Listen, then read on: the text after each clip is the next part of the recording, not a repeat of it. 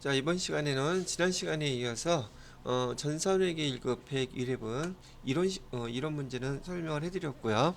이번엔 그 실무 문제 1번부터 6번까지 설명을 해봐 드리도록 하겠습니다. 일단은 여러분 프로그램 먼저 설치를 하셔야 되죠.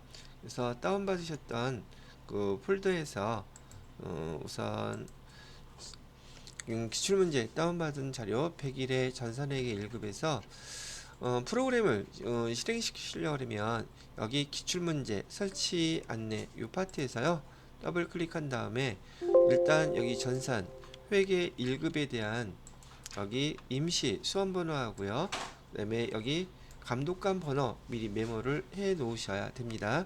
그래 이제 프로그램을 바로 실행해서 여기 설치할 수 있을 테니까요.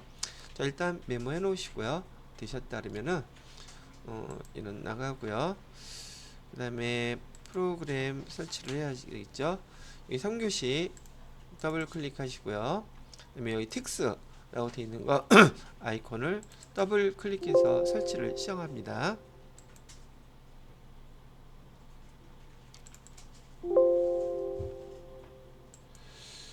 최신 버전을 재설치하라고 되어 있네요. 자, 그래서 여기 더블 클릭을 하시게 되면 프로그램을 일단 설치해야 되는데 수험 번호는 거기서 지금 아까 메모해 놓으셨던 숫자 2111 그다음에 1112 그다음에 이름은 여러분의 이름은 써주시면 되겠고요. 하얀솔 그다음에 설치 그렇게 되면 여기 100일에 시험 봤던 그 항목 그 프로그램이 설치가 됐고요. 문제 유형은 A형으로 클릭해 주시고요. 아까 메모해 놓으셨던 감독관 확인 번호는 1582 이렇게 넣으시고요. 로그인 하면 이제 시험이 시작되는 거죠. 1582. 자, 근데 화면이 워낙에 좀 작네요. 여러분들은 여기 여러분 그 프로그램 보시면서 하시면 되겠죠. 자, 1번 문제부터 한번 보도록 하겠습니다. 분계도 제가 여기다 써놓고서 그 다음에 하거나 필요하면 할 테니까요. 여러분이 처음 이렇게 문제를 보시게 되면은요, 이 회사가 어떤 회사인지 무엇을 주 업종으로 하는지 잘 봐주셔야지 돼요. 그게 상품이 될 테니까 또는 그게 제품이 될 테니까 스포츠 의류를 갖다가 제조하는 회사라고 되어 있죠. 중소기업이다. 동진 상사는 스포츠 의류를 제조하는 회사구나. 이 정도는 알고서 시작해야 된다는 얘기예요. 자, 1번 문제를 보시게 되면 1번 문제에서는 기초정보관리, 그다음에 정기분 제표에 대한 문제로 10점짜리 나와 있죠. 그래서 1번에 보시게 되면 제품 매출을 위해 소망카드와 신용카드 가맹점 계약을 했다고 얘기 나오고요. 거래처 등록에서 메뉴에 대한 거래처 등록하라고 나와 있죠. 뭐 별다른 건 없으니 주어진 자료 문제에서도 주어진 자료 외의 다른 항목은 입력할 필요 있다 없다 없다고 딱 명시를 해놓고 있어요. 첫 번째 문제에서 우리 거래처 등록을 직접 한번 해보시도록 하겠습니다.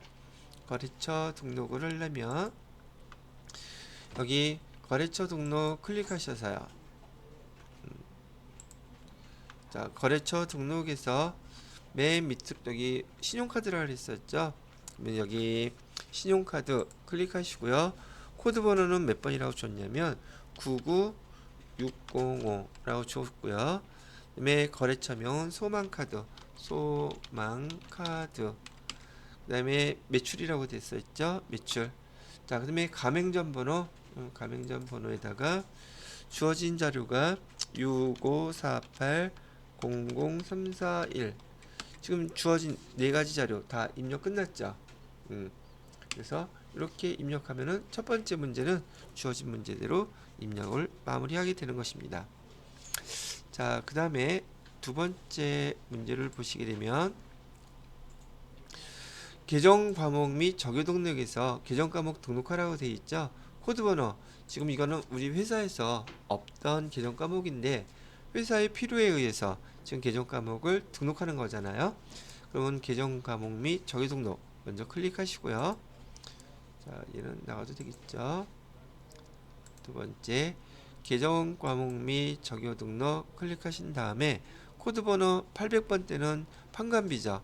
판관비 클릭하셔서 쭉 내려보시게 되면 855번 사용자 설정 계정 과목으로 나와 있는 항목에서 여기 오른쪽으로 클릭하신 다음에 인적 용역비라고 기록하시면 되죠. 인적 용역비라고 써주시고요. 그 다음에 성격은 경비로 해달래요. 3번 경비. 그 다음에 대체조교 요 밑에다가 1번 해주시고요. 사업 소득자 용역비 지급이라고 등록해달라는 대로 이렇게 등록을 해주시게 되면 여기서 주어진 문제도 다 마무리가 됐죠. 그래서 두 번째 문제도 마무리를 하시면 되겠습니다. 자, 그 다음에 세 번째 문제는 뭔가 봤더니 동징 상사의 기초 채권 및 채무의 올바른 잔액은 다음과 같대요. 거래처별 초기월 자료 검토해서 오류가 있으면 삭제 또는 수정, 추가, 올바르게 입력하라는 뜻이죠. 외상 매출금과 외상 매입금 대부분 이런 문제는 점수 주려고 내는 문제라고 보시면 되겠죠. 자, 그래서 클릭하신 다음에 여기 거래처별 초기월 항목 클릭하신 다음에 문제에서 주어진 계정이 외상매출금이었어요. 외상매출금 부산무역이 4,900 부산무역 금액 틀려있죠. 4,900으로 수정해 주시고요. 그다음에 영월 상사는 얼마인가 3,300이래요. 그러면 수정 됐고요. 두 번째 외상매입금 외상매입금에서는 여주기업 5,100만원이라고 되어 있고요. 두 번째는 부여산업이라고 되어 있네요. 여기 부여산업이라고 선택해 주시고요. 2,480만원 이렇게 입력하면 차액 딱 없어졌죠. 그러면 여기 기초정보관리에서 문제 1번에 해당되는 세 문제 마무리가 됐다는 얘기를 합니다. 자, 그래서 여기까지 10점 이런 거 나오면 놓치지 않도록 하셔야겠죠, 당연히. 자, 이제 문제 2번은요 일반 전표 입력 하는 메뉴예요. 즉 회계 처리해야 된다는 얘기죠. 자, 9월 18일부터 일반 전표 입력 어떤 내용인가 한번 볼까요? 강남에 지급해야 하는 외상매입금 250만원 지금 외상매입금을 갚으려고 하는 거잖아요. 그러면 9월 18일 날짜로 차변에 아주 흔하게 나오는 문제였던 걸로 알고 계실 거예요. 차변에 자, 외상매입금 얼마 갚고 있어요? 250만원 갚을 거예요. 그죠? 갚으면서 대변에다가는 지금 130만원 3개월 만기 약소금 지급했다 그랬죠. 그러면 여기 지급엄 외상매입금을 엄을 발행해서 지급했으니까 외상매입금 우리 일상적인 선거래에 해당되죠. 그래서 130만원 이렇게 써주시고요. 얼마 남았어요? 120만원 남았죠. 120만원은 면제받았다고 그러네요.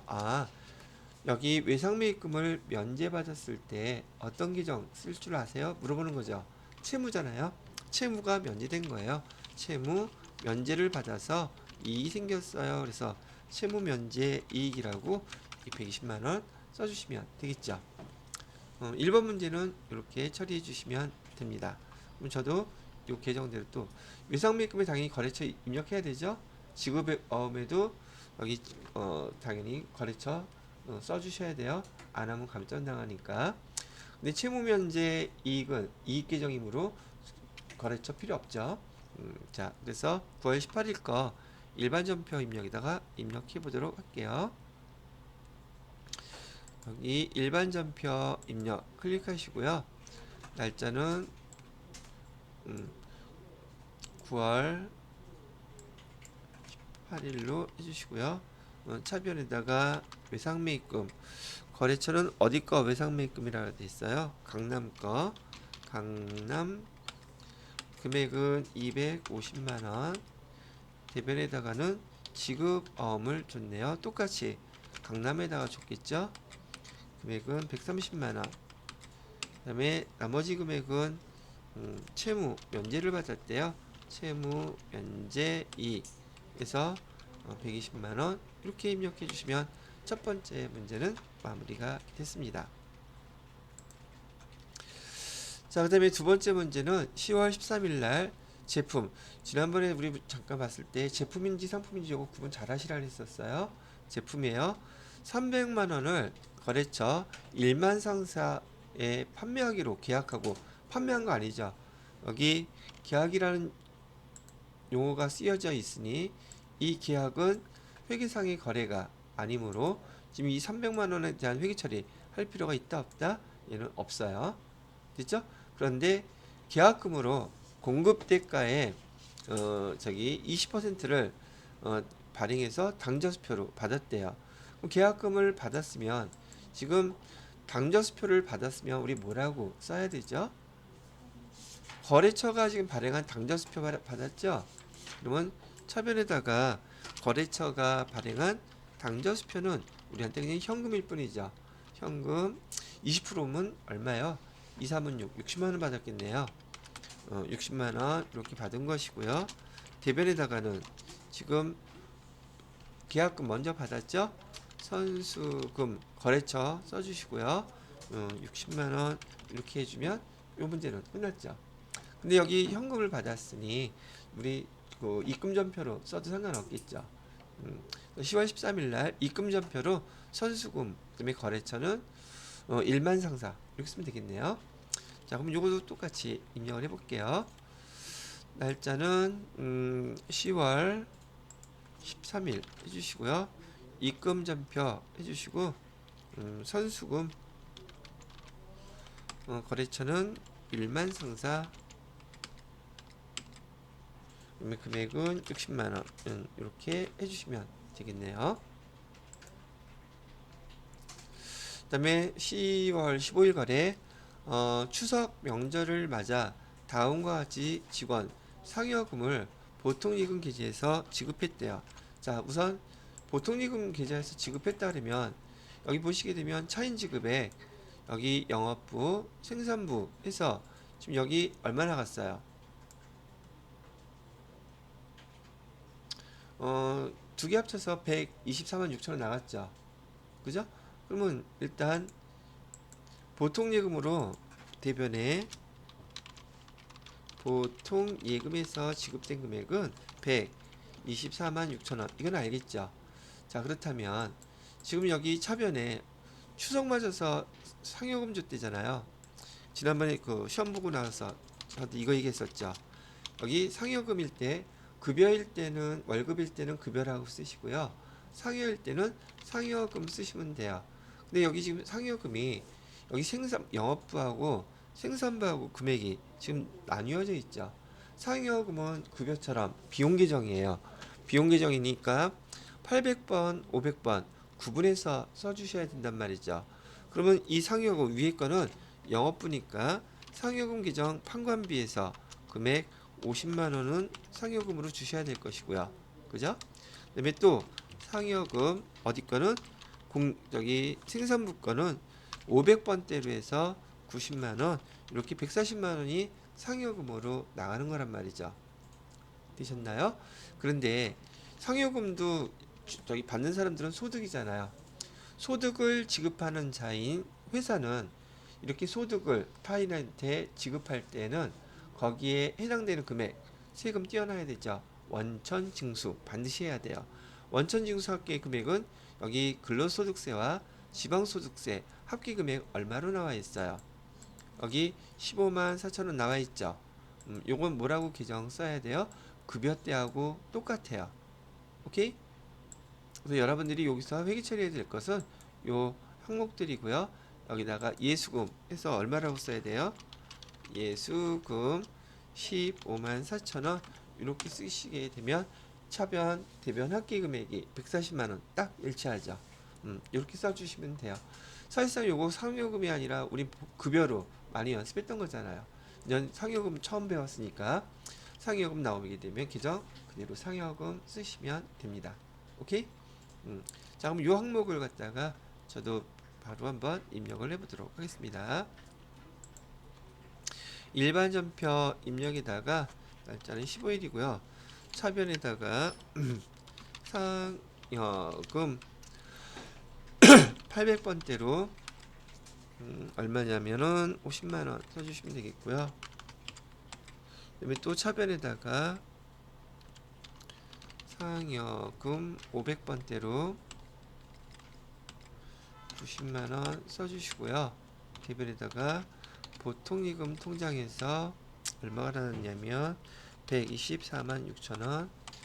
그다음에 나머지 금액은 예수금으로 15만 4천원 이렇게 분기해서 입력을 해주시게 되면 여기서 요구하는 답은 요거였었어요. 되셨죠? 이렇게. 자, 그 다음에 4번 문제를 보시면은 11월 11일, 9월 30일에 열린 주주총회에서 결의했던 금전 중간 배당금이죠. 200만원을 보통예금으로 지급했대요. 지급한 날짜는 11월 10일이고요. 9월 30일 회계 처리는 적정하게 이루어졌으며 원천징수는 없는 것으로 가정한다 그랬죠. 그러면 여러분이 지금 이렇게 날짜가 주어져 있으면 기본적으로 시험 보실 때 9월 30일 날 요거 조회를 하셔야지 돼요. 그러면 어떻게 분기가 되어 있을 것이냐면 차변에 지금 여기 배당금이라고 되어 있죠. 그러면 그 계정 한번 지금 조회해 보세요. 거기 뭐라고 써 있나요? 차변으로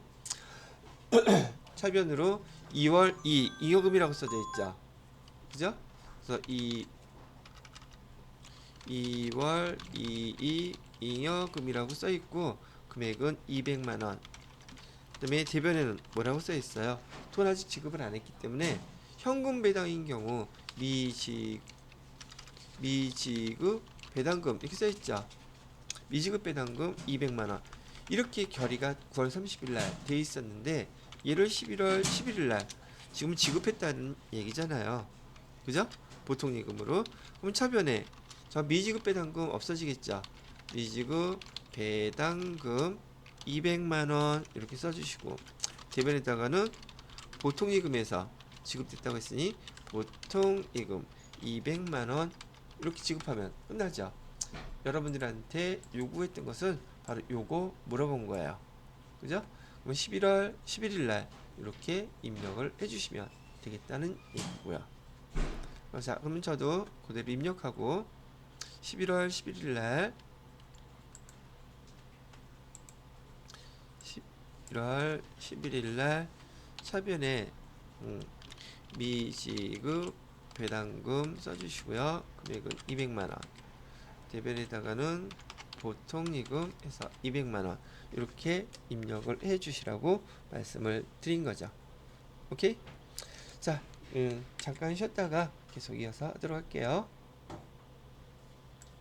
자, 4번 문제까지 일반 전표 입력 해보셨고요. 이제 5번 문제 보시겠는데, 이 5번 문제에서 여러분이 건별하고 이런 거 구분할 때 신용카드 매출 전표나 현금 영수증 나오면 많이 틀리시더라고요. 우선 이 문제 자체가 그렇다는 뜻은 아니지만은, 자, 잘 정리 한번 해보면서 저기 설명을 해드리도록 하겠습니다. 사무실에서 사용할 사용 목적이죠. 그래서 계정은 비품이 될 것이고요. 공기청정기 구입했다고 하니까 비품하면 되겠죠. 자, 구입 대금은 신용카드로 결제했습니다 라고 얘기를 했어요. 자, 일단은 여기 윤서전자에서 지금 산 거로 나와 있죠. 그러면 분기를 한다면 분기야 차변에 비품해 주면 되실 거고요. 차변에 비품 그다음에 금액은 300만원. 자, 대변에다가는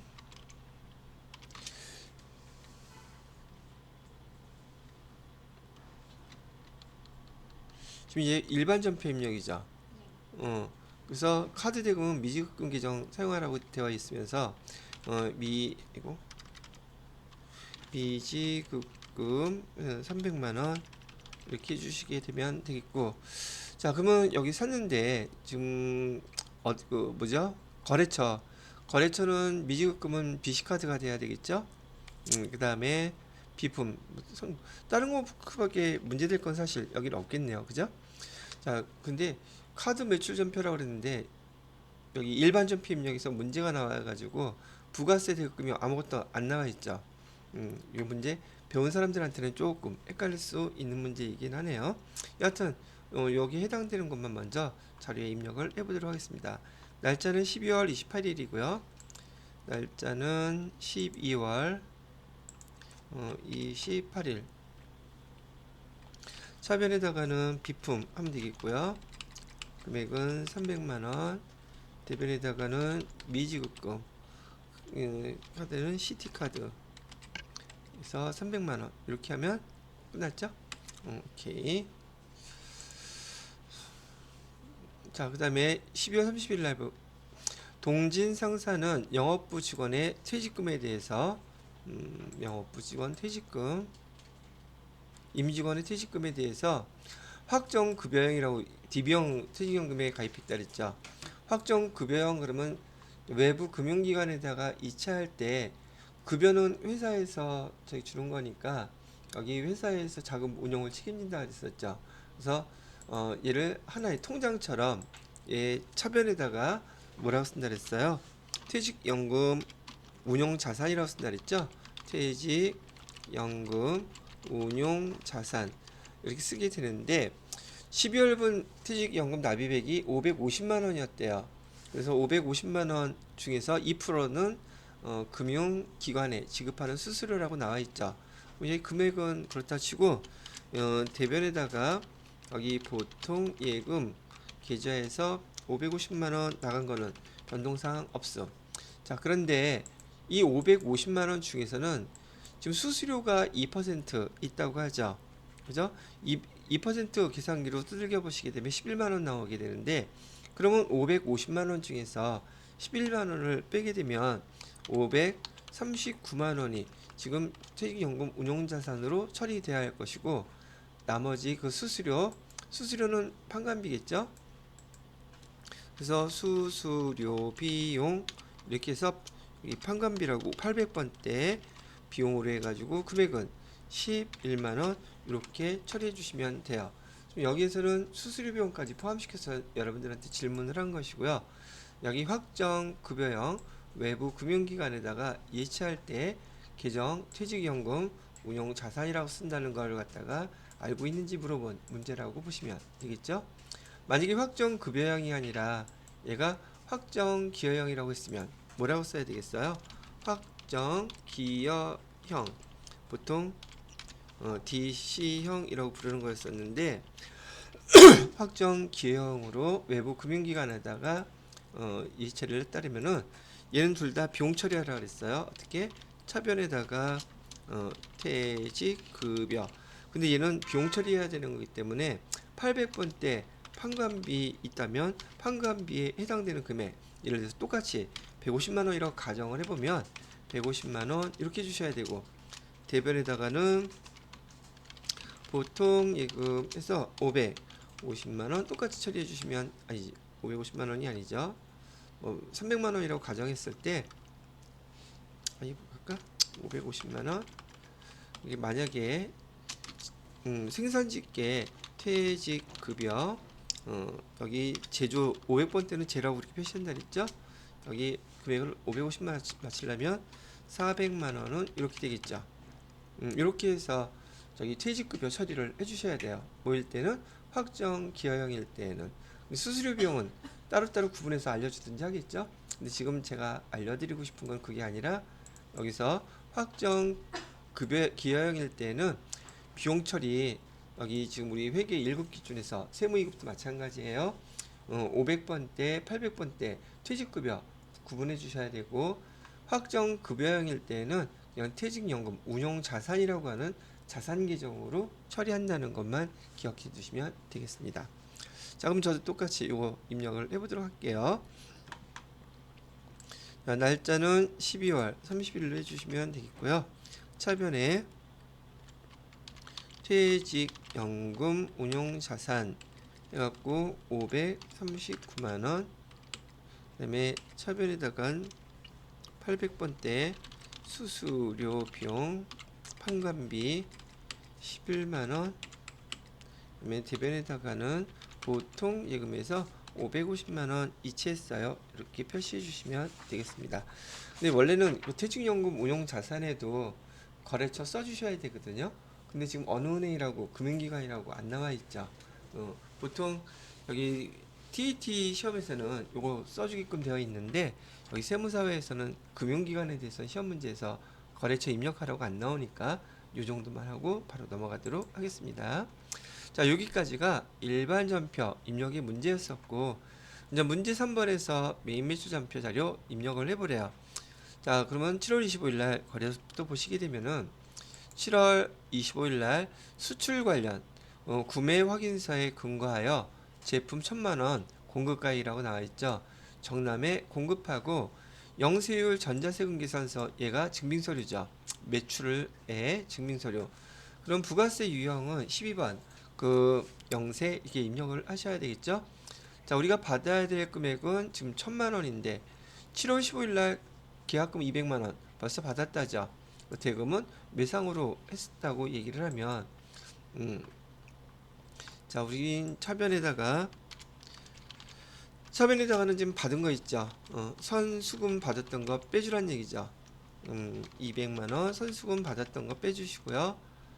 대변에다가는 지금 여기 제품이라 그랬어요. 이 제품 매출해서 1000만원 이렇게 쓰고, 나머지 금액은 지금 외상으로 했다고 그러니까 외상 매출금 해주시면 되겠네요. 외상 매출금 여기 800만원 1000만원에서 800만원. 선수금도 외상 매출금도 거래처 여기 정남이라는 데다가 써주셔야겠죠. 영세율은 부가세 이해수금 없어요. 이렇게 처리해 주시면 되겠네요. 자, 그러면 말씀드렸던 대로 여기 1번 문제에 대해서 여기는 됐고요. 메인 매출 전표 입력 클릭하시고요. 날짜는 7월 25일 날짜로요. 7월 25일. 자, 부가세 유형은 12번 영세, 품목은 그냥 제품이라고 얘기했고요. 그 다음에 공급가액은 1000만원, 그 다음에 거래처는 정남이라고 되어 있네요. 정남. 자, 분기는 세금계산서 발행해 주었죠. 그래서 1번 해주시고, 자, 영세율 구분은 지금 얘 구매 확인서라 그랬죠. 3번 입력해 주시면 되겠고요. 그 다음에 분기는 지금 혼합분기를 해 주셔야겠네요. 혼합분기 누르신 다음에 차변에다가는 200만원 선수금 받았던 거 있었죠. 선수금 써주시고 금액은 200. 나머지는 외상 매출금으로 해서, 아이고 대변이 아니라 차변이라 그래야 되겠죠. 차변에 외상 매출금 800만원 이렇게 해주시면, 첫 번째 문제는 가장 보편적인 문제였었죠. 난이도가 어려운 게 아니라 실제로 실무에서 많이 발생하는 회계 처리라고 제가 얘기해 드렸었어요. 뭐 어려운 문제만 나오는 게 아니니까. 자, 두 번째 문제 보겠습니다. 9월 20일 날 주경상사에서 원재료를 매입했대요. 그러면 주경상사에서 원재료를 매입했다 그러면 별반 전자세 매입 세금계산서일 때는 51번인지 54번인지 구분하셔야 된다고 얘기해 드렸었죠. 원재료니까 별반 다를 거 없을 거고요. 그러면 여기에 대한 회계 처리는 일단 부가세 유형은 전자세금계산서니까 51번 매입의 과세가 되겠죠. 자, 금액은 총 받아야 될 금액이 143만원 우리가 지금 받아야 되는 게 아니라 매입했으니까 줘야 되죠. 자, 저기 분기하는 거 잘 보세요. 차변에 지금 원재료 사갖고 왔다고 얘기했었잖아요. 원재료 얼마예요? 130만원. 자, 그 다음에 얘는 지금 현금으로 얼마를 먼저 줬어요? 대변에 현금으로 100만원 먼저 준 걸로 표시되어 있죠. 그래서 100만원은 현금으로 줬다.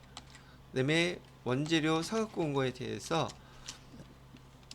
부가세 대급금은 30만원, 130만원이라 13만원. 그다음에 나머지 금액은 보니까 어음을 줬대요. 원재료 사오고 어음 줬으면 일상적인 상거래이니까 지급 어음이라고 쓰셔야 되죠. 그래서 여기다가는 지급 어음은 얼마? 43만원 이렇게 하고 거래처 써주시면 된다는 거예요. 다시 한번 강조해요. 매입할 때 원재료 사갖고 왔으면 매입할 때 부가세는 부가세 대급금이라고 쓰셔야지 돼요. 그렇지만 뭐 여러분들이 자동으로 계산돼서 나오니까 부가세 유형만 잘 선택하시면. 자, 그럼 9월 20일 거래를 한번 저도 입력해 보도록 하겠습니다. 날짜는 9월 20일 날짜고요. 부가세 유형은 51번. 그다음에 여기 세금계산서 수량 나와 있나요? 나와 있네요. 근데 품목은 뭐라고 되어 있어요? 원단이라고 되어 있고 수량은 100, 단가는 13,000원, 공급가액 세액 나와 있고 거래처는 주경상사라고 되어 있네요. 그다음에 세금계산서 받았고요. 분계는 또 혼합분계를 해주셔야 되겠죠. 부가세 대급금까지 나와 있고 대변에 이 중에서 100만원에 대해서는 현금으로 지급을 했대요. 그다음에 나머지 어음을 발행해서 지급 어음의 역선 43만원 이렇게 회계 처리해 주시면 마무리가 되겠습니다. 됐죠?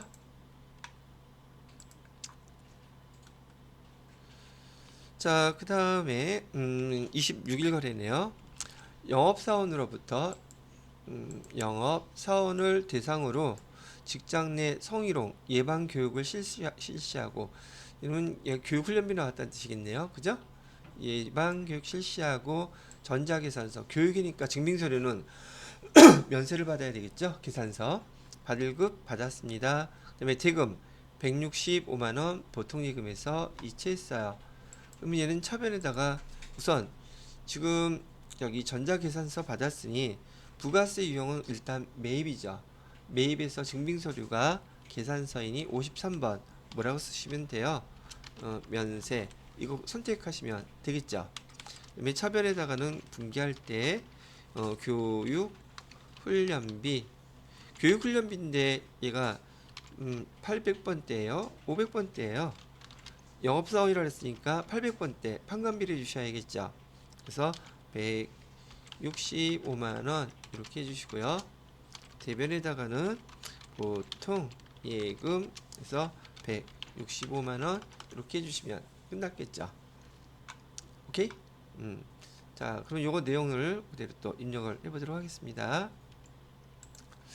우선 날짜는 10월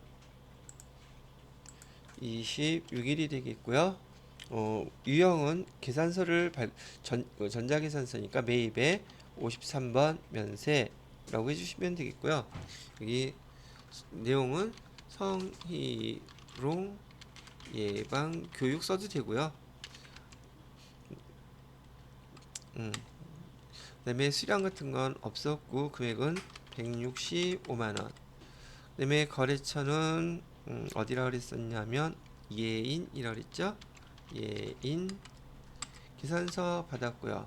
자, 분계는 3번 원재료 대신에 교육훈련비 써주셔야겠죠. 교육훈련비 500번 800번대 대변에다가는 보통 예금에서 이체했다고 했으니까 보통 예금으로 처리를 해주시면 되겠네요. 이렇게. 자, 이렇게 마무리를 해주시면 되겠고요. 그 다음 문제를 보시면 11월 11일 거래네요. 11월 11일 날 독일 이건 좀 한번 설명해 드릴 게 있으니까 구분해서 잠깐 쉬었다가 다시 설명 이어서 해드리도록 할게요. 녹화 시작하죠. 지금 날짜는 11월 11일 독일 와츠 자동차로부터 지금 여기 취득하는 것이 지금 자동차를 지금 수입하고 있는 거죠. 완성품이에요. 승용차 3000cc를 수입하면서 인천 세관장으로부터 수입 전자 세금계산서 받은 거죠. 그러면 일단 수입 세금계산서인 건 맞아요. 그죠? 그래서 여기 해당되는 거 수취하고 부가가치세는 당좌수표를 발행하여 즉시 납부했다고 얘기하면서 부가가치세만 회계 처리할 것 이렇게 나와 있죠. 자, 그러면은 여기 한번 제가 직접 써볼게요. 지금 메인 매출 전표에서 얘는 세금계산서 자체가 수입 세금계산서이니까 우리 매입에 관련돼서 매입 세금계산서인 부가세 유형 55번을 선택해야 돼요. 그럼 얘는 수입 이렇게 나타나겠죠. 그런 다음에 공급가액은 여기 8,800만원 이렇게 입력할 것이고요. 그 다음에 여기 부가세 있죠. 880만원 이렇게 입력을 하게 되면 얘 회계 처리할 때 분기상으로 차변에다가는 뭐라고 써줘야 돼요? 여기 8,800만원 수입 이거는 의미 없다 그랬었죠. 그죠? 이거는 지금 부가세 부과할 때 지금 뭐죠? 부가가치세 얘만 지금 세관에서 여기 그 부과는 매입세액을 부과하는 거라 그랬었는데 그러면 부가세 대급금 해가지고서는 880만 원 이렇게 쓰게 된단 말이죠. 그런데 지금 이 차가 무슨 차예요? 5인승 업무용 승용차인데 3000cc짜리죠. 그럼 세금계산서는 우리 여지껏 일반 세금계산서만 불공처리했단 말이에요. 근데 얘도 매입이긴 매한가지 똑같죠. 그래서 얘 수입할 때 이렇게 차 수입하는 경우 있단 말이거든요. 회사에서도. 그러면 얘를 갖다가 55번 수입세금계산서라고 해서 수입세금계산서 얘를 쓰면 안 된다는 얘기예요. 틀리기 되게 쉽겠죠.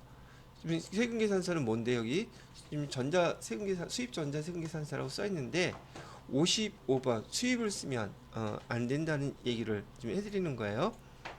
그리고 지금 얘를 갖다가 몇 번으로 써야 돼요? 54번 불공으로 처리를 해야 돼요. 왜? 수입하는 것인데 얘는 불공이기 때문에 특이한 사항이라서 또 여러분 교재에서 설명할 때도 이런 스타일의 문제가 한 번도 나와본 적이 없었어요. 그래서 수입 전자 세금 계산서라 할지라도 얘가 만약에 불공사항이라면 뭘로 처리해야 된다? 불공으로 처리해야지 돼요. 되셨나요? 그리고 불공으로 근데 처리하게 되면 뭐가 문제가 되느냐 하면 여기 공급가액 8,800만 원이 나타난단 말이죠. 그죠? 근데 얘 쓰면 된다 안 된다? 얘도 세금계산서이기 때문에 차량 운반거라고 쓰면 안 돼요. 그럼 여러분 차변에는 이제 뭐만 남게 되냐면 부가세 대급금만 남게 되는데 얘 또한 부가세 대급금이라고 쓰면 안 돼요. 왜 그러냐면 얘는 지금 차를 사면서 지금 부대비용으로 세금이 나온 거죠. 우리 불공 처리하게 되면 이 금액 다 저기 취득하는 자산으로 다 처리하게 돼 있죠. 그래서 얘를 갖다가 차량 운반구로 해서 부가세 대급금만큼만 여기 부대비용으로서 차량 유형자산인 차량 운반구 취득할 때 부대비용으로서 차량 운반구로 기록을 해주셔야지 되고 여기 나머지 여기 880만 원 부가가치세에 대해서 당좌수표를 발행했다면 당좌 예금에서 빠져나가잖아요. 그래서 880만 원 이렇게 써줘야 된단 말이죠. 그래서 지금 제가 보건데 이 문제 나왔을 때 아마 시중팔고 10명 중에 9명은 틀렸을 거라고 봐요. 왜? 익숙하지가 않으니까. 첫째, 수입 전자 세금계산서 하면 55번 수입은 이렇게 부가세 이용을 외워놨을 거란 말이죠. 근데 얘가 불공사항이었을 때 이렇게 처리한다는 것도 이런 새로운 형태로 문제를 출제했다는 게 앞으로도 종종 나오게 될 거예요. 이해가 되셨나요? 자, 그렇다면 이번에는 요거 말을 조금 바꿔서 차를 사갖고 온 게 아니라 만약에요 원재료를 사갖고 왔다면 어떨까요? 원재료 사갖고 온 거에 대해서 여기 지금 관세를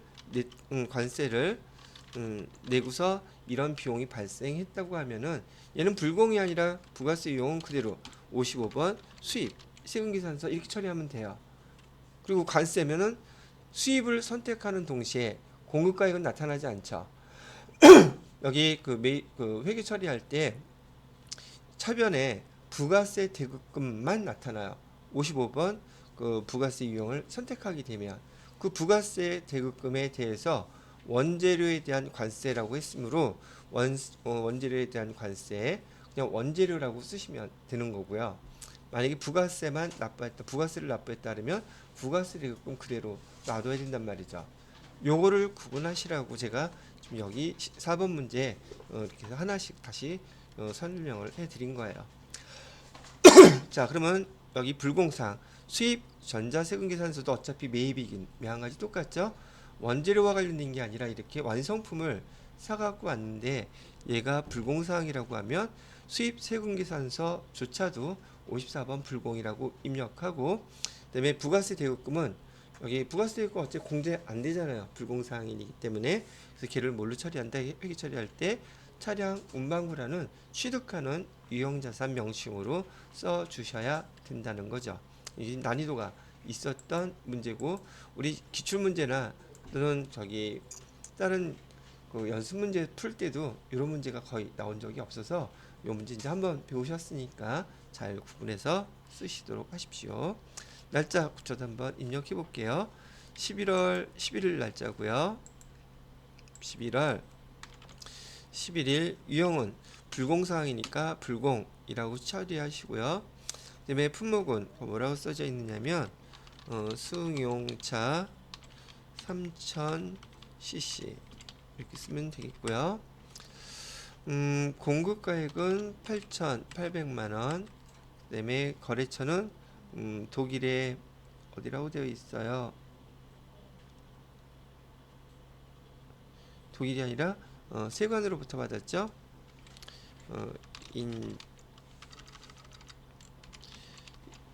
인천 세관 전자세금계산서 발급 받았고요. 자, 여기 불공사유가 뭐죠?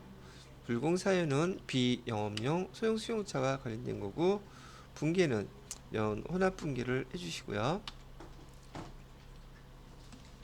차변에 차량 운반구 써주시고, 금액은 880만원에 대해서만, 대변에다가는 당좌 이금에서 나갔으므로 880만원 이렇게 처리를 해 주셔야 된다는 얘기죠. 구분 잘 하실 수 있도록 불공사항, 수입 전자 세금계산서도 불공사항 이렇게 처리한다는 거 잘 기억을 해 주세요. 자, 이렇게 하면은 여기 4번 문제도 마무리가 되었네요. 자, 그 다음에 5번 문제를 보시게 되면, 자, 12월 7일 영업부 회식을 하고 여기 법인 체크카드로 결제하자마자 바로 보통예금에서, 체크카드는 지금 보통예금에서 빠져나가죠. 그래서 체크카드인 경우에는 지금 영업부 회식이었으면 차변에다가 복리후생비 쓰면 되겠죠. 복리후생비 800번대니까 여기다가 판관비 금액은 얼마가 돼 있어요? 40만원 써야 돼요? 44만원 써야 돼요? 이거 잘 틀리더라고요. 얘 지금 여기 불공사항이에요? 아니죠. 메인 매출 전표에다가 입력하실 때 이거는 과가 되겠죠. 면세래네. 매입이니까 매입에 과 써주셔야 되고, 그러면 우리가 돈 낸 거는 40만원만 복리후생비 처리 이렇게 해주셔야 되죠. 대변에다가는 미지급금 해서 44만원. 신용카드는 어디 거예요? 하나카드, 아니, 미지급금이 아니라 보통예금이죠. 이거 체크카드 썼으니까 보통예금 해서 44만원 이렇게 써주시고, 그다음에 대변에 못 써주셔야 돼요. 요걸 잘 까먹더라고요. 부가세 대급금. 부가세 대급금 얼마? 4만원 별도로 카드로 사용했을 때 여기 우리 공제 받을 수 있는 신용카드, 아니 체크카드로 사용한 금액이란 얘기죠. 그다음에 부가세 유형은 뭘로 선택해 주셔야 돼요?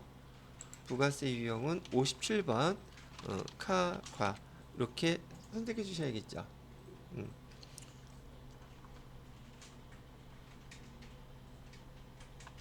자, 그러면 저도 똑같이 이렇게 한번 입력을 해보도록 하겠습니다. 자, 날짜는 12월 7일 날짜고요. 부가세 유형은 57번 카과, 품목은 영업부 회식이라고 쓰면 되겠고요. 자, 공급 대가로 44만 원 입력하면 40만 원하고 4만 원 나타날 것이고요. 그다음에 거래처는 어디서 먹었다느냐? 명량이라고 되어 있네요. 명량. 그다음에 신용카드사는요. 신용카드사는 하나카드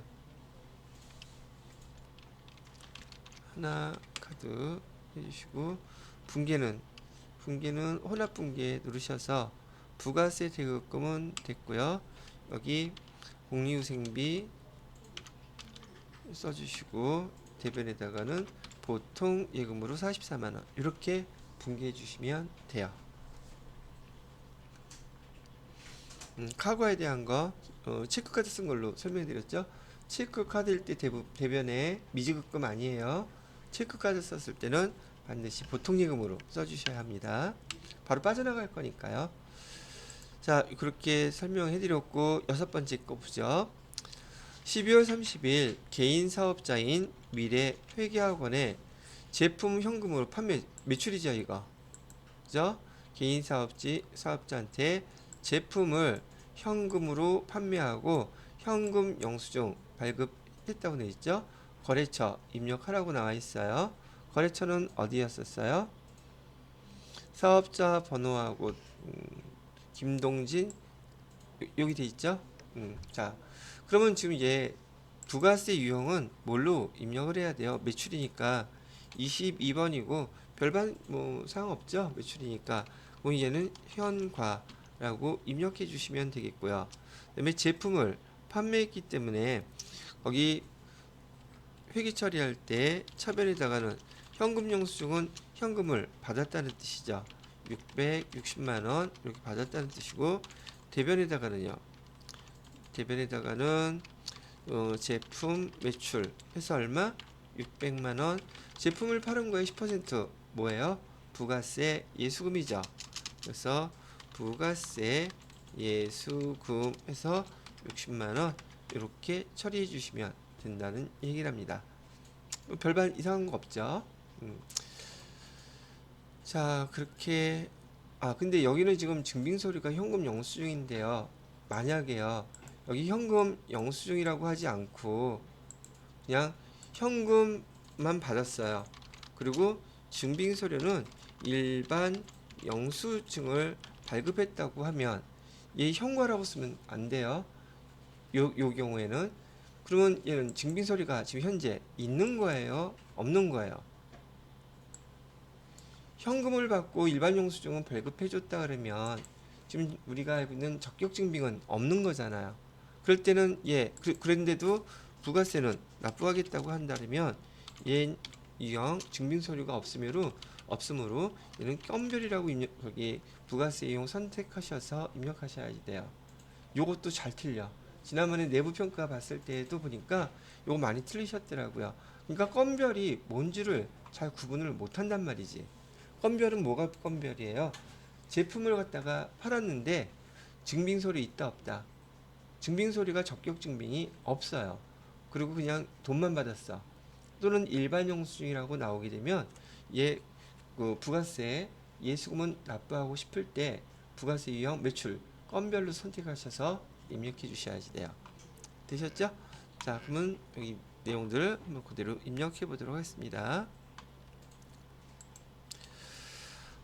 날짜는 12월 30일로 해주시면 되겠고요. 유형은 건별, 품목은 그냥 제품을 팔았다고 했으니까 제품 해주시면 되겠고요. 공급가액은 660만 원 입력해 주시면 공급대가 입력하면 공급가액하고 세액 나눠지죠. 그다음에 여기 개인 사업자인 미래회계학원이라고 되어 있는데 미래회계학원 입력해 주려고 했으니까 입력하시고요. 그다음에 분계는 지금 이 현금 받았죠. 현금 이렇게 해주시고요. 제품 매출. 자, 이렇게 하면 별반 이상 없이 다 끝난 게 되겠죠. 되셨나요? 자, 여기까지가 여러분들한테 회계 1급에서 설명하고 있는 메인 매출전표 6가지 문제를 한번 다루어 보았네요. 다시 한번 잠깐 보게 되면 4번 문제가 여러분이 특이한 문제라고 체크해두고 한번 꼭 연습해 주세요. 자, 이번엔 네 번째 문제예요. 일반 전표가 됐던 메인 매출 전표에서 입력된 것 중에서 오류, 잘못된 걸 찾아서 수정하라는 얘기죠. 자, 내용을 한번 보도록 할까요? 여러분 오류 수정 문제 나오게 되면 그냥 바로 날짜 입력해서 거기 회계 처리한 거 한번 보시면 되겠죠? 12월 10일자로 보시게 되면은 공장이래네요. 병 문제가 나오면 500번대예요. 창문이 파손되어 유리창을 교체하면서 80만원 부가가치세 별도로 글라스라는 회사에 자기압수표 현금 지급한 거네요. 전자세금계산서 수령했대요. 그럼 증빙서류가 전자세금계산서이니 이는 메인 매출 전표에서 우선 조회를 하시면 되겠죠. 그리고 수익적 지출에 해당하나 자본적 지출로 했다. 그러면 여기 수익적 지출이니까 수선비로 하면 되겠죠. 규정에서. 근데 아마 지금 얘는 건물로 잘못되어 있다는 뜻인 것 같으네요. 그러면 메인 매출 전표 입력에서 조회를 한번 저도 해보도록 할게요. 날짜는 며칠로 되어 있었냐면 12월 10일 날짜로 조회를 해보시고요. 유리창 교체한 거에 대해서 밑에 보니까 건물로 되어 있죠. 이 건물을 뭘로 바꿔주면 돼요? 500번대 수선비 요걸 바꿔주면 되겠죠. 이렇게. 그죠? 그러면 수정 끝났습니다. 되게 간단하네요. 예, 간단하게 끝났어요. 자, 이번에는 12월 18일인데 이번에는 영업부 또 영업부 사무실 수도광열비가 74,500원 현금으로 지급됐대요. 출금전표로 하면 되겠네요. 근데 이는 제품 제조 공장에서 발생한 전기요금이다. 공장에서 발생한 전기요금은 이렇게 아무 말 없으면 계정 뭘로 사용해 주셔야 돼요. 거기에 수도광열비 쳐봤자 나와요? 안 나와요? 안 나오죠. 전기요금은 여기 공장 제조업에서는 전력비라는 계정 500번대로 바꿔 주셔야지 된다는 얘기예요. 그러면 일반 얘는 증빙서류가 적격 증빙 아니죠. 그러면 얘는 일반 전표에서 조회를 하셔야겠죠. 그래서 일반 전표 입력에서 얘는 좀 나가지고요. 일반 전표 입력에서 날짜는 12월 18일 걸로요. 12월 18일 조회를 하시고요. 출금으로 되어 있는데 수도광열비 대신에 뭘로 쓴다? 전력비라고 해서 500번대로 이렇게 바꿔주시면 점수가 무려 몇 점짜리야 이게? 3점짜리로 하나 더 추가가 된다는 얘기죠. 이렇게 해주시면 됩니다.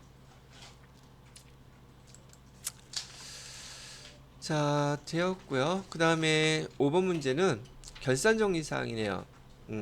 자, 근데 요 결산정리사항 있잖아요. 뭐 난이도가 좀 어렵지도 않은 것인데 문제가 좀 설명이 오해하기 쉬우니까 차근차근 잘 읽으셔야지 돼요.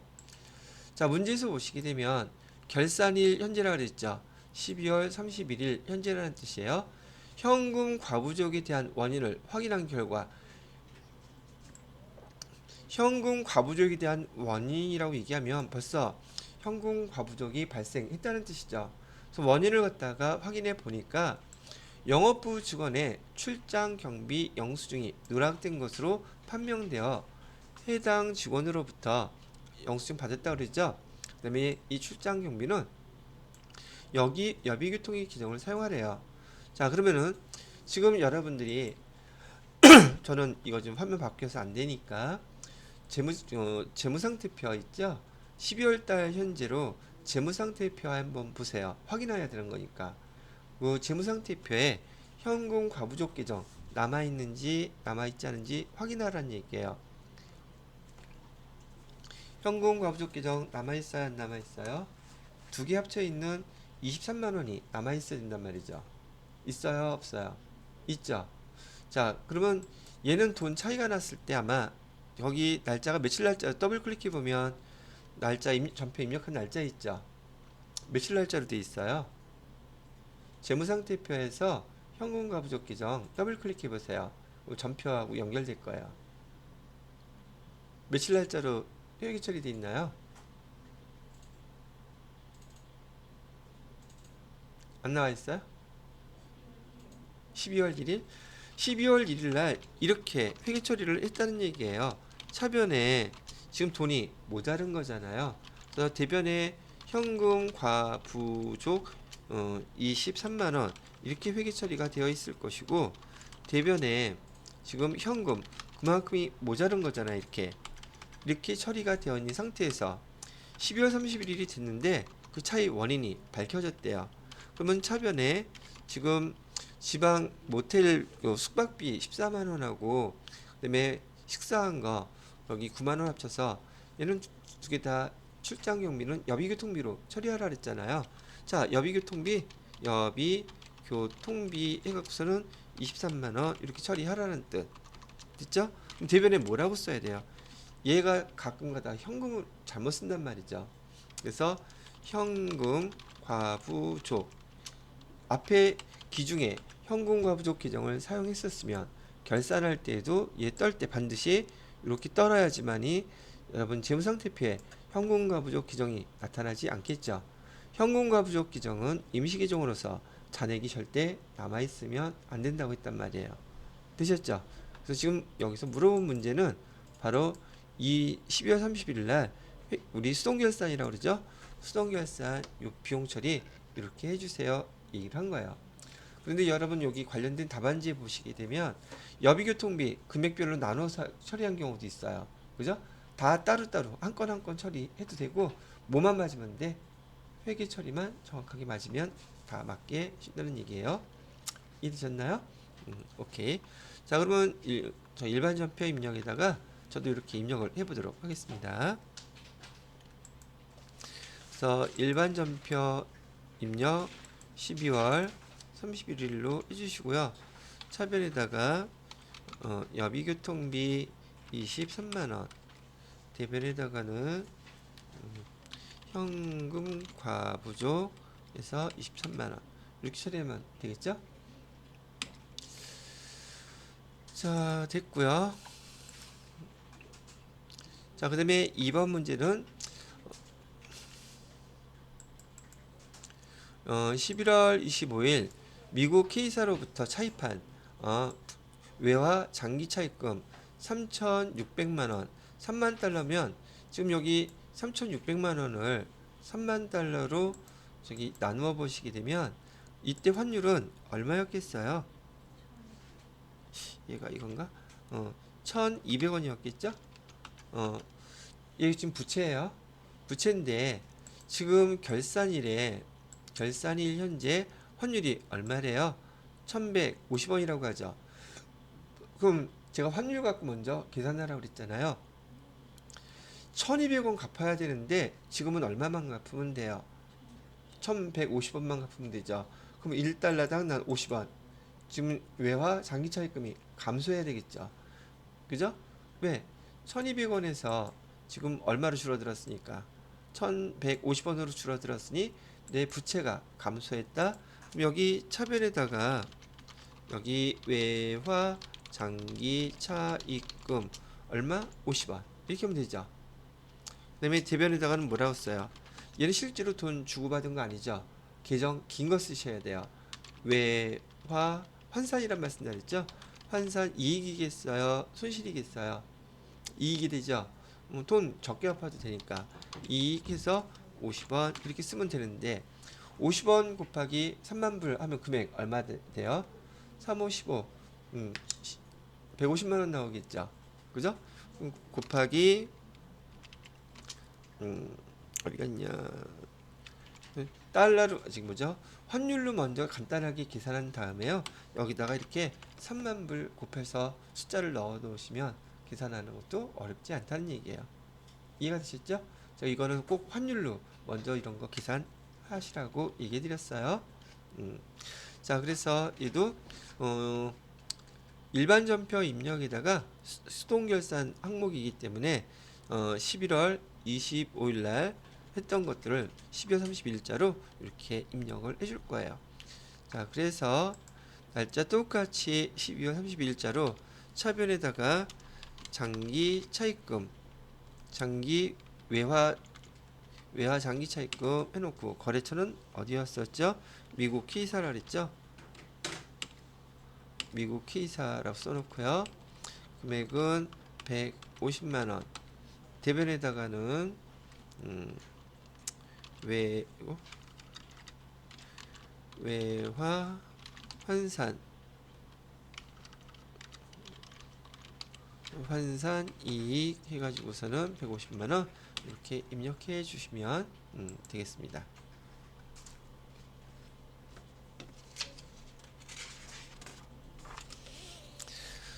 자, 이렇게 됐고요. 그 다음에 세 번째 12월 31일 현재 재고자산의 기말 재고액은 다음과 같다. 전표 입력 구분은 결차 결대 나타나게끔 하라는 얘기죠. 지금 전산회계 1급에서는 여기 결산자료 입력에다가 원재료 기말 재고액 제공품 제품 기말 재고액만 갖다 입력하면 된다 그랬었죠. 그래서 여기 화면에서요.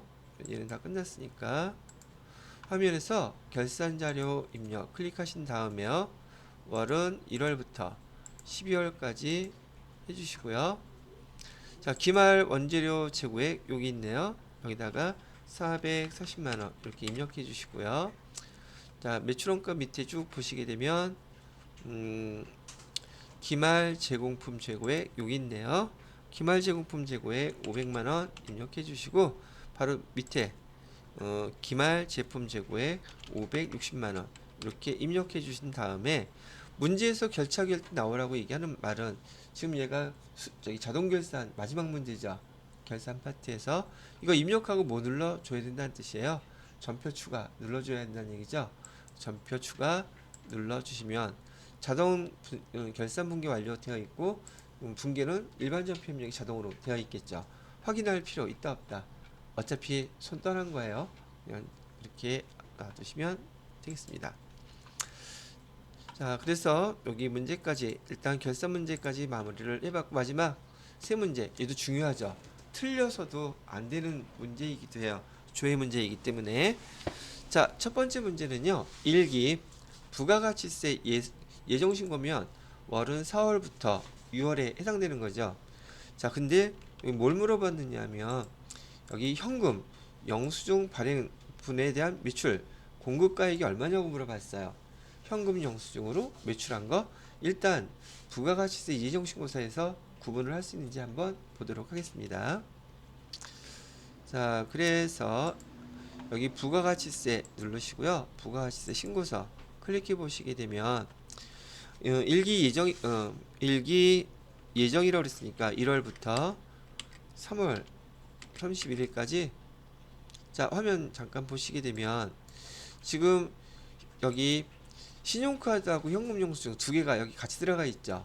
지금 매출에서 찾으라고 했으니까 우리한테 필요한 부분은 얘예요. 신용카드, 현금영수증 중에서 그 중에서도 뭐만 물어봤어요? 현금영수증만 물어봤잖아요. 근데 여기는 지금 두 개가 다 들어가 있는지 아닌지 알 수가 없어. 그래서 얘를 더블 클릭 해봐도 지금 얘가 구분된 게 나타나요? 안 나타나요? 알 수가 없죠.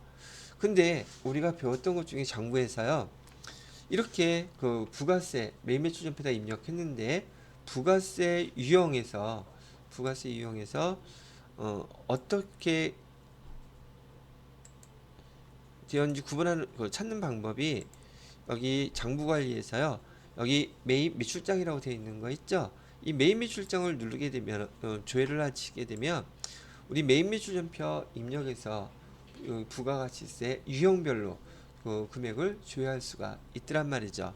그래서 날짜는 일단 1월 1일부터 3월 31일까지 조회를 하시고요. 그다음에 이게 지금 매입이에요. 매출이에요. 매출이라고 그랬죠. 여기 2번 선택하면 유형 나오죠. 그래서 유형을 띵 클릭해 보니까 매출에서 현금 영수증이라고 했었죠. 현금 영수증 뭐 있어요? 여기 현관 있죠. 클릭. 그러면 여기서 현금으로 매출한 공급가액 물어보고 있잖아요. 공급가액 얼마라고 나와 있어요? 100만원이라고 나와 있는 100만원 제품 70만원.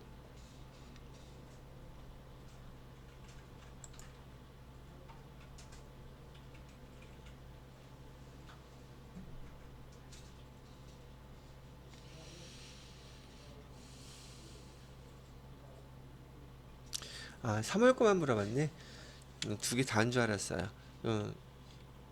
일기 예정 전체 다 물어본 게 아니라 문제에 보니까 지금 제품이 매출된 게 현금 영수증으로 1월 거 하나 있죠. 여기 3월 거 있었죠. 근데 거기 문제에서는 몇 월 거만 물어봤어요. 3월 거. 그럼 요게 답이겠네요. 그죠? 근데 예정 신고 기간 전체 거 물어보면은 100만 원이라고 돼야지 될 텐데 지금 3월 달 거만 매출 공급가액이 얼마예요? 물어봤단 말이죠. 답은 얼마? 70만 원. 요게 답이 되는 거예요. 되셨습니까? 그렇게 찾으란 얘기고요. 자, 그 다음에 두 번째 문제는 상반기인 1월부터 6월 중에서 외상 매출금이 가장 많이 감소한 거래처와 그 금액은 얼마입니까? 라고 물어보고 있죠. 자, 그러면 거래처를 물어보게 되면 거래처는 반드시 어디서 찾아야 된다?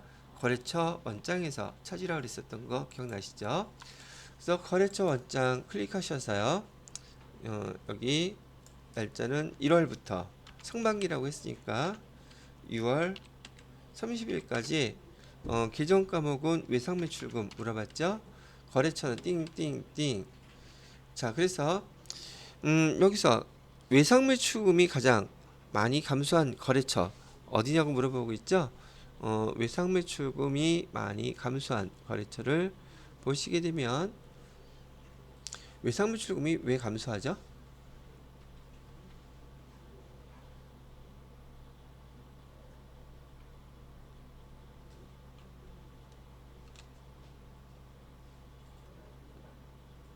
자, 여기 지난번에 장부 볼 때 제가 요거 주의하시라고 해드렸었는데 지금 우리가 조회한 계정이 외상 매출금이에요.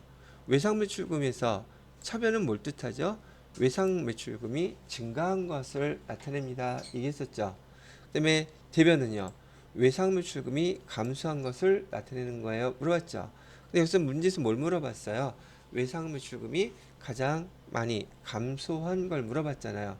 그러면 차변에 있는 내용을 물어본 거예요? 대변에 있는 걸 물어본 거예요? 대변에 있는 내용을 물어본 거죠. 외상 매출금이 가장 많이 감소한 걸 물어봤으므로 대변의 금액이 가장 큰 거를 대답하면 요게 답이 되겠네요. 그러면 여기는 어디 상회예요? 회사는 삼선 상회에 2,080만 원 외상 매출금이 감소했죠. 그죠? 그래서 답은 삼선 상회 금액은 2,080만 원이 외상 매출금이 감소했습니다. 그걸 물어본 걸 지금 질문한 거예요. 그래서 답을 이걸 보고 하시면 되는 거고요. 되셨나요? 자, 그렇게 설명을 해드렸고 마지막 문제는 4월 중 현금으로 지급한 도서 인쇄비, 판관비 금액 얼마냐고 물어보고 있죠. 이거 어디에 나와 있느냐면 도서 인쇄비 중에서 현금으로 지급한 건 우리 흔하게 많이 물어본다고 하는 우리 그 뭐죠? 화면에서 일개표, 월개표 해보시게 되면 일개표, 월개표는 계정 과목별로 현금 지출한 내역 나온다 그랬었잖아요. 클릭해봐 주시고요. 그 다음에 4월 중이라고 했으니까 우리 월개표에서 4월 조회를 하시게 되면 거기서 도서인쇄비래요. 판관비 중에서 도서인쇄비 요거죠. 도서인쇄비에서 현금으로 지출한 금액은 얼마인가요? 현금으로 지출한 금액은 25,000원이 되겠습니다. 라고 나와 있죠. 이게 답이네요. 이렇게 해서 지금 여러분들한테 여기 그 101회 정기분 기출문제 실무까지 해서 설명을 다 마무리를 해드렸네요. 됐죠? 자, 지난번에 처음 봤을 때하고 지금 한 달 좀 더 넘게 지났는데 지금하고 받아들여지는 게 좀 다르시죠? 예. 자, 일단 여기 녹화는 이걸 마무리를 하도록 하겠습니다.